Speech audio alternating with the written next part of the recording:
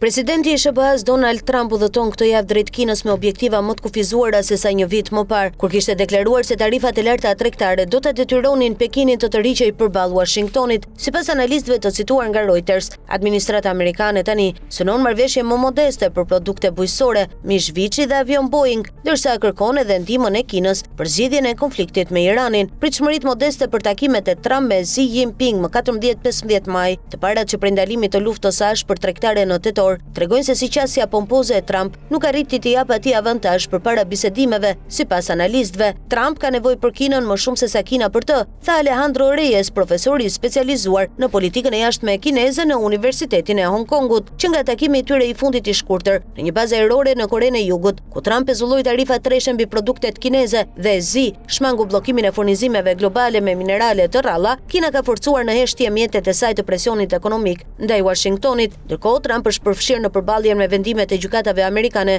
kundër tarifave të tij dhe me luftën kundër Iranit, e cila ka ulur nivelin e miratimit për të përpara zgjedhjeve të ndërmjetme të nëntorit. Samiti në Pekin do të përfshijë ceremoninë shtetërore në sallën e madhe të popullit, vizita kulturore dhe darkë zyrtare. Megjithatë, zyrtarët e përfshirë në përgatitje thonë se rezultatet konkrete ekonomike pritet të jenë të kufizuara dhe mbetet e paqartë nëse dy liderët do të bien dakord për zgjatjen e armpushimit tregtar. Trump do të shoqërohet nga drejtues ekzekutiv si CEO i Tesla Elon Musk dhe CEO i Apple Tim Cook, megjithëse delegacioni i biznesit është më i vogël krahasuar me vizitën e tij të fundit në Pekin në vitin 2017. Përveç tregtisë, Trump deklaroi të ënën se do diskutojë me Xi Jinping edhe shitjet e armëve për Tajvanin dhe çështjen e manjatit të burgosur të mediave Jimmy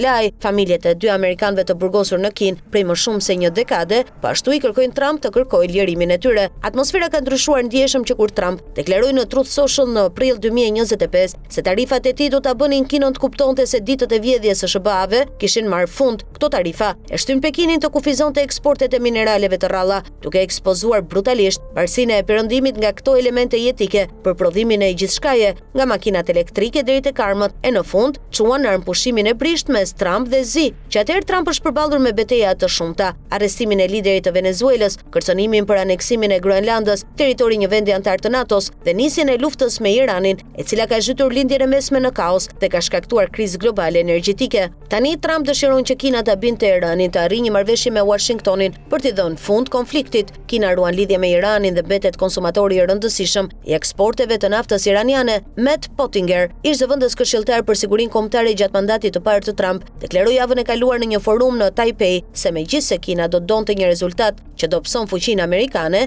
ajo nuk është imunizuar ndaj kostove ekonomike të një konflikti të zgjatur, por Pekini do të kërkojë diçka në këmbim dhe në krye të agjendës së Xi është Tajvani, ishulli i vetëqeverisur demokratikisht që Kina e konsideron territor të saj. Ndërsa disa druhen nga një marrëveshje që mund ta inkurajojë Kinën të pushtojë Tajvanin me forcë, edhe një ndryshim i vogël në formulimin e politikës amerikane do të ngrinte shqetësime mbi angazhimin e mbështetësit kryesor të Taipeit, duke ndikuar edhe tek aleatët e tjerë të SBA-s në Azi. Wu Xinbo, profesor në Universitetin Fudan të Shanghait, dhe antar i Komitetit Këshillues të Politikës së Jashtme të Kinës, tha se Trump duhet ta bëjë të qartë se nuk do të mbështesë pavarësinë dhe nuk do të ndërmarrë veprime që inkurajojnë një agjendë separatiste. Nga ana e saj, Kina dëshiron gjithashtu që administrata Trump të angazhohet se nuk do të vendosë masa të reja hakmarrëse tregtare, si kontrollet mbi eksportet teknologjike dhe të heqë kufizimet ekzistuese mbi pajisjet për prodhimin e çipave dhe çipat e avancuar të memorjes, than personat e informuar mbi bisedimet. Që prej tetorit të kaluar, Pekini ka zgjeruar ndikimin e tij ekonomik, përfshirë miratimin e ligjeve për ndëshkimin e subjekteve të huaja që largojnë zinxhirin të furnizimit nga Kina dhe forcimin e regjimit të licencimit për minerale të rralla. Shumica e amerikanëve,